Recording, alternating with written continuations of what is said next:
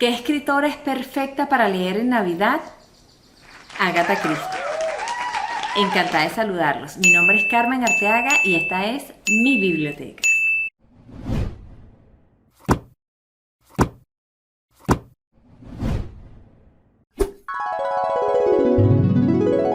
Hoy quiero hacerles un video sobre Agatha Christie, una escritora que es una de las más vendidas del mundo y por supuesto favorita de millones de personas. Para quienes no la conocen, Agatha Christie es una escritora que cultivó el género policial y sus novelas hasta el día de hoy baten récords de ventas. Pero antes de continuar, te quería pedir que me ayudes suscribiéndote a mi canal. Yo relaciono a Agatha Christie con la Navidad porque fue por estas fechas decembrinas cuando yo, siendo una niña, llegaron a mi casa las dos primeras obras que leí en mi vida de Agatha Christie. Para mí fue amor a primera vista hasta el día de hoy. Y así conocí personajes como Hércules Poirot y la señorita Marple, que me encantaban porque ellos eran capaces de resolver casos complejos utilizando solamente su sentido común y su capacidad de deducción. Esa es la razón por la cual en estas Navidades yo les quisiera hacer un humilde homenaje reseñando algunas de sus mejores historias. Empiezo entonces con El Pudín de Navidad. Se trata de un compendio de 6 historias publicadas en el año 1960, de las cuales solamente le voy a reseñar la primera historia, que es la que le da el título. En esta historia, los servicios de Hércules Poirot son requeridos para recuperar un rubí muy valioso y muy importante en términos políticos que le fue robado a un joven príncipe de una nación recién independizada. Resulta que al príncipe, que al parecer era un poquito díscolo, le robó el rubí una mujer, una de sus conquistas, y eso lo coloca en un gran problema, porque si se llegara a descubrir el robo del rubí, que era muy importante en términos históricos para su nación, y además las circunstancias en las cuales fue robado, se produciría en esa nación una crisis política enorme. Entonces llaman a Hércules Poirot para que ayude a resolver el caso, encontrar el rubí, pero de la manera más discreta posible. Como parte de su investigación, Poirot debe pasar la Navidad con una familia inglesa muy tradicional en una propiedad del campo que tiene esa familia. Aquí Agatha Christie nos deja ver una parte de la idiosincrasia inglesa, como por ejemplo esa manía que ellos tienen contra todo lo que consideran foráneo, todo lo que consideran ajeno y es extraño, ¿no? Y el elemento extraño en esa familia en ese momento era justamente el pobre Hércules Poirot, que es un detective belga, y entonces, bueno, por el hecho de ser extranjero, varios miembros de esa familia le cogen manía o antipatía desde el principio. Por supuesto, Poirot logra superar toda esta circunstancia y además encontrar el rubí. Todo esto sin alterar el espíritu de celebración del hogar donde transcurren los hechos. A mí me parece súper interesante esta obra, a pesar de que es muy sencilla, porque es entretenida, pero además Agatha Christie logra retratar todo lo que era ese espíritu antisistema y de contracultura de los años 60 a través de unos personajes que reniegan de las tradiciones y de lo que ellos consideran anticuado y pasado de moda, como por ejemplo una Navidad al estilo tradicional británico. En realidad se trata de una obra bien cozy, bien reconfortante, bien bonita. Es ideal para leerla en Navidad y que, muy a tono con el espíritu de la época, tiene un final feliz. La otra obra que me inició en la pasión por Agatha Christie fue Un triste ciprés del año 1940.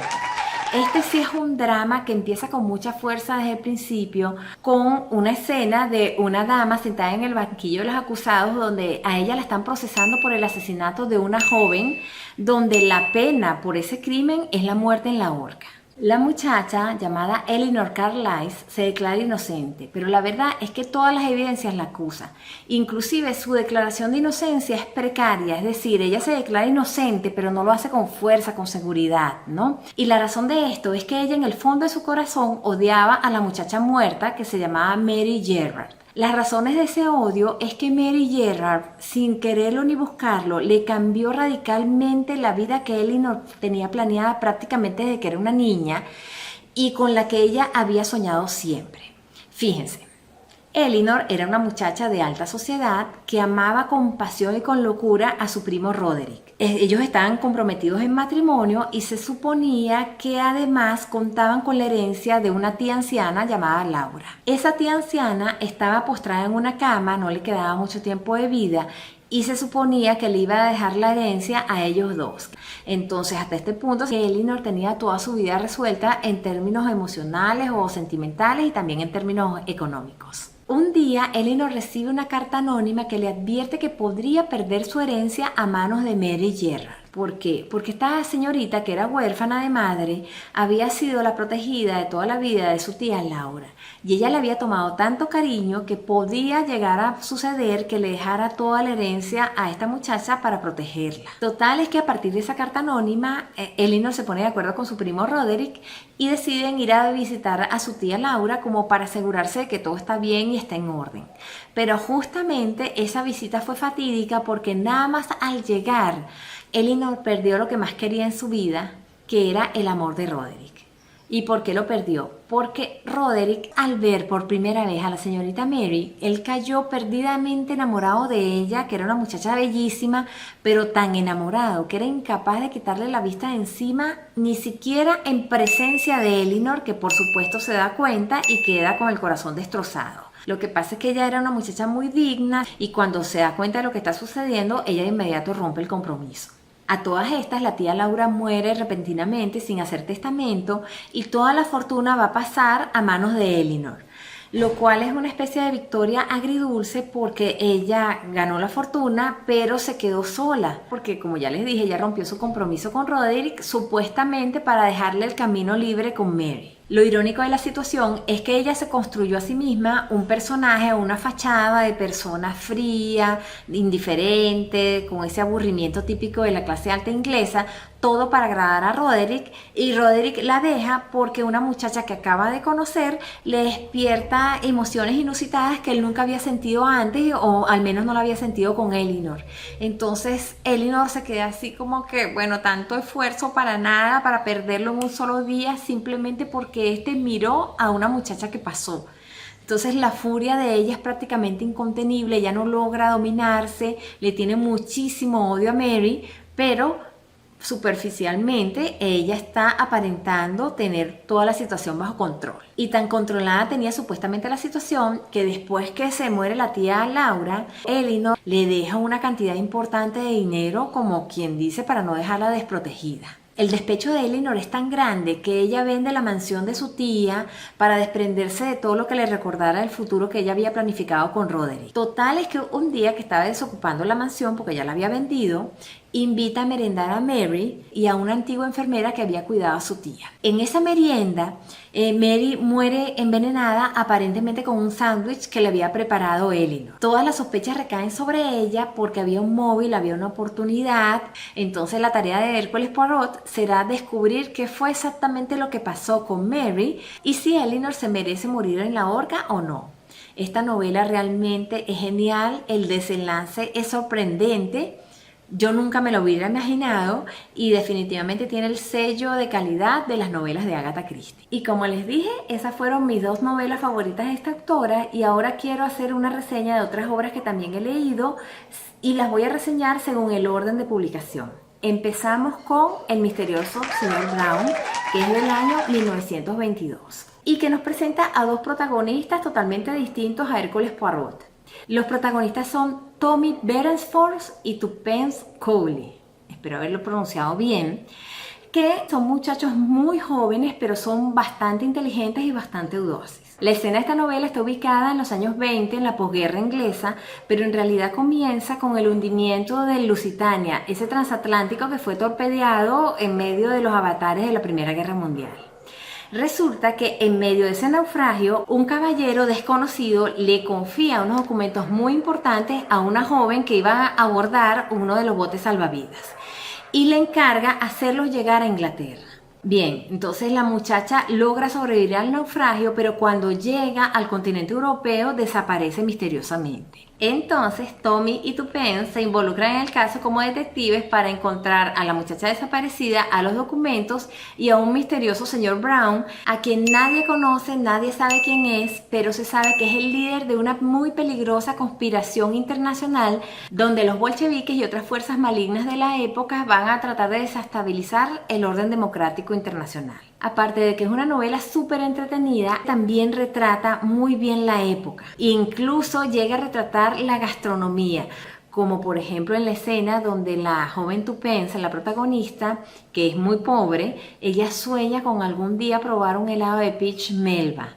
Ese era un helado que fue inventado por el famoso chef Escoffier, que es el padre de la alta cocina del siglo XX. Entonces, bueno, excelente novela, muy entretenida, la recomiendo. La siguiente novela se titula Miss Marple y 13 problemas y es del año 1932. Por cierto, ese año nació mi mamá. Y aquí esta novela es interesante porque por primera vez se introduce al personaje de la señorita Marple, que es una ancianita muy simpática, muy sagaz, que ella carece del carácter mundano y profesional de Hércules Poirot y también carece de ese instinto aventurero y osado que tienen Tuppence y Tommy, pero justamente su fortaleza radica en el hecho de que ella siempre llevó una vida muy sencilla de ama de casa en una ciudad provinciana. Y a través de una vida aparentemente monótona, la señorita Marple tuvo la oportunidad de aproximarse y conocer, como quien dice, todos los vericuetos del alma humana. Siendo así las cosas, un día se reúnen varios amigos, entre los cuales hay antiguos funcionarios policiales, profesionales de la medicina, clérigos, etcétera, etcétera, y deciden fundar un club que se reúna todas las semanas para resolver casos criminales complejos. Para sorpresa de todos, es justamente la señorita Marple, la mente maestra, que logra revelar los misterios más complejos, apelando solamente a su sabiduría de persona anciana. Yo diría que este libro es como quien dice protofeminista. ¿Por qué? Porque reivindica el valor de las vidas de las mujeres de la época como fuente de aprendizaje, como fuente de sabiduría, y además se lee rapidísimo, tiene 3 historias cortas que son de lo más entretenidas y es perfecto para leerlo en estas épocas navideñas. Y ahora voy a pasar al otro libro que se llama Cianuro Espumoso. Cianuro Espumoso es una novela del año 1944. A mi parecer es una de las mejores novelas de Agatha Christie por la forma como profundizó en la psicología de los personajes. Esta es una historia que te deja pensando, inclusive días después de terminarla, y creo que de alguna manera es una historia que nos resuena a todos nosotros los seres humanos, porque a pesar de que está ambientada en la muy restringida alta sociedad inglesa del siglo XX, retrata unos problemas o unas situaciones por las cuales cualquier ser humano puede pasar en algún momento en su vida. La historia comienza cuando Iris, que es una muchacha casi adolescente, aproximadamente 18 o 19 años, un buen día se pone a pensar en la muerte absurda que había tenido su hermana Rosemary, que había ocurrido un año atrás. Rosemary aparentemente se había suicidado y durante el tiempo transcurrido Iris tenía el tema como bloqueado en su mente. Sin embargo, un día se pone a pensar que es posible que esa muerte no haya sido un suicidio, porque es que era demasiado extraño, demasiado absurdo, porque Rosemary tenía todo lo que una mujer podía desear. Para empezar, Rosemary había heredado una inmensa fortuna familiar, es decir, ella era una mujer rica. Y aparte de esto, era una mujer joven, tenía una belleza deslumbrante, era encantadora, tenía todo el mundo a sus pies, la gente vivía para complacerla, es como que si ella era el centro del universo de la gente que la rodeaba. Y en conclusión, la vida de Rosemary era una especie de celebración permanente donde ella disfrutaba de todos los placeres que su condición privilegiada le permitía. Entonces Iris decide investigar si efectivamente se trató de un suicidio o es que pasó algo más. En esta investigación, ella se adentra en lo que fue el mundo de las relaciones sociales de su fallecida hermana y eso le trae a ella un descubrimiento, y es que realmente ella se había convertido en un ícono que removía toda clase de emociones y resentimientos de las personas que la rodeaban. Es decir, la perfección de Rosemary y su estilo de vida era como una especie de demostración de insuficiencia o incapacidad de los demás. Y ese déficit podía ser real o imaginario, pero es que el contraste de sus propias vidas con la vida de Rosemary es lo que funcionaba como una especie de latigazo que hacía sentir mal a los demás. En estas circunstancias, Iris se da cuenta que el amor o la amistad que le mostraban a Rosemary, para empezar, no era sincero y que para su sorpresa muchas más personas de las que ella imaginó al principio hubieran podido tener razones para matar a Rosemary. Total que esta novela es buenísima y yo la recomiendo ampliamente. Pasamos ahora, ya avanzando en el siglo XX, a Tres ratones ciegos. Esta fue publicada en el año 1950 y también está ubicada en la Inglaterra de posguerra, pero esta vez de la Segunda Guerra Mundial, en la cual un joven matrimonio trata de abrirse camino en una situación, pues como ya les dije, de posguerra, donde hay escasez, crisis económica, etcétera, etcétera, y ellos casualmente reciben como herencia una casa. En vez de venderla, ellos deciden irse a vivir en esa casa y además instalar allí una casa de huéspedes. El problema es que este matrimonio no tiene ninguna experiencia en lo que es este negocio, además son muy ingenuos y encima, aparte de toda esta situación, se ven involucrados en una investigación sobre un asesino serial que había matado a su primera víctima en Londres y la segunda víctima la mató justamente en la casa de huéspedes. La clave de los asesinatos está relacionada con la gran evacuación de niños desde Londres hacia la campiña que ocurrió durante la Segunda Guerra Mundial para protegerlos de los bombardeos que recibía ese país en aquel momento de parte de la Alemania nazi. El caso fue que esta fue una medida compulsiva del gobierno inglés y los granjeros y la gente que vivía en el campo se veían obligadas a recibir, quisieran o no, a estos niños como refugiados en sus casas. Por supuesto, hubo mucha gente que estuvo descontenta con esta medida, pagaron su rabia con los niños, hubo muchísimos casos de maltrato e inclusive algunos llegaron a morir. En todo caso, este joven matrimonio, junto con un sargento de policía, deben descubrir quién podría ser el asesino y la única pista que ellos disponen para tratar de encauzar esta investigación es una canción infantil inglesa que justamente se titula Tres ratones ciegos. Agatha Christie en esta novela también nos da un paseo por una parte de la historia del siglo XX y nos retrata perfectamente cómo afectaba la guerra a las personas comunes y corrientes y las dificultades que ellas tenían no solamente para sobrevivir a la guerra, sino después para adaptarse y sobrevivir a la vida civil. Es una novela también bien entretenida, bien interesante y por supuesto la recomiendo.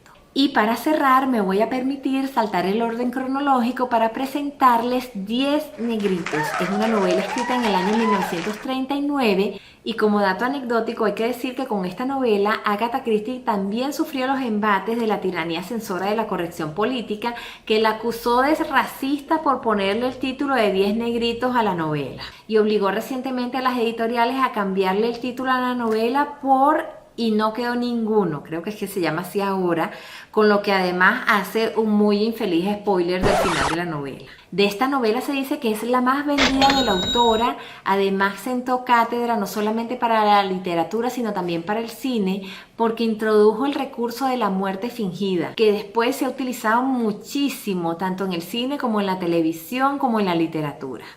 Esta novela ha sido llevada al cine muchísimas veces en distintos países, con distintos títulos, con distintos idiomas y yo puedo decir que esta novela es parte de la cultura popular y una de las más vendidas del siglo XX. La historia presenta a 10 desconocidos que reciben una invitación para pasar un fin de semana en una lujosa casa en una isla y cuando llegan descubren que están atrapados en una especie de juego macabro. Resulta que después de la primera cena, donde todos se conocen y se reúnen, escuchan una grabación que los acusa a cada uno de ellos de haber cometido un crimen en el pasado. A partir de ese momento comienzan a ser asesinados uno por uno y se va llevando la cuenta a través de 10 esculturas de negritos que había encima de una chimenea, donde después que matan a una persona desaparece una de las esculturas. Yo debo decir que esta novela yo la sufrí en todas y cada una de sus páginas, pero además es buenísima, yo no me podía despegar porque el clima de encierro y de desconfianza mutua está perfectamente logrado. Las personas van siendo asesinadas y la única guía que ellas tienen como para saber qué es lo que va a suceder la tienen de la canción infantil esta de los 10 negritos, que les va avisando cómo va a ser la siguiente muerte. Esta es una novela que para los que les gusta el thriller es espectacular porque la tensión psicológica que alcanza es fenomenal. Si no la han leído, corran a buscarla porque es mucho con demasiado. Y bueno, yo con esta novela termino mi reseña, no me queda más que agradecerles si llegaron hasta aquí, apreciaría muchísimo que le dieran un like y que se suscribieran a mi canal y además marquen la campanita de las notificaciones para que reciban los avisos de nuevos videos. Muchas gracias y hasta luego.